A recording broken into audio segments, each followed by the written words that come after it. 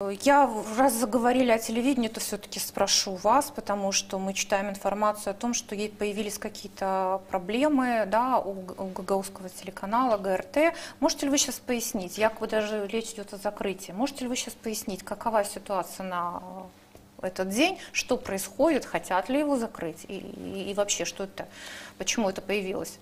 Ну, вы, наверное, тоже наблюдаете, в медиа сейчас вот такая истерия поднялась определенными экспертами против гагаузского телевидения, и основной мотив к редакционной политике со стороны экспертов заключается в том, что гагаузское телевидение не говорит о войне.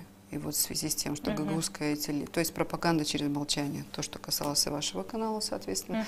И в этой связи, раз гагаузское телевидение ничего не говорит о войне, то надо с ним пропагандирует тоже, молча. да, то тоже надо с ним разобраться. Но не учитывают одну простую вещь, что гагаузское телевидение — это вообще общественное гагаузское телевидение, благодаря которому у нас жители нашей страны и в регионах в том числе, они узнают о социально-экономической ситуации в Республике Молдова, в регионе, и в то же время гагаузское телевидение помогает сохранять и развивать гагаузский язык. Очень много передач сегодня на гагаузском телевидении делаются на гагаузском языке, и это помогает жителям нашей автономии иметь возможность на своем родном языке посмотреть передачи и услышать новости.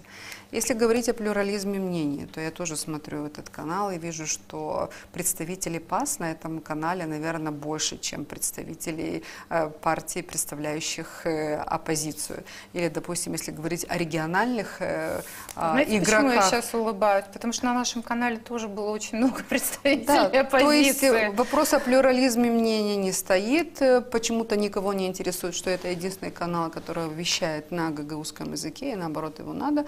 А поддержать единственный вопрос, который звучит, это пропаганда через молчание. Я не знаю, к чему придет действующая власть, если она приостановит действие этого канала.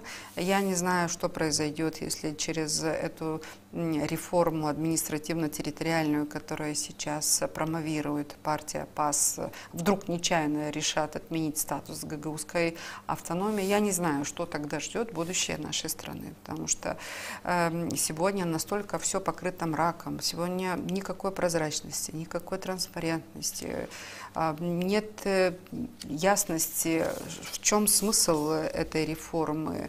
Даже вот возьмем Тараклийский район, ладно, не говорим о Гагаузии, а Тараклийский район, а каково будущее Тараклийского района, где он окажется в перспективе после проведения этой реформы. То есть это то, что делается на протяжении 1,5 лет, когда под прикрытием чрезвычайных ситуаций, под прикрытием того, что одна партия находится во власти и приватизировала все ветви власти, принимаются законы, удобные одному всего лишь человеку в этой стране.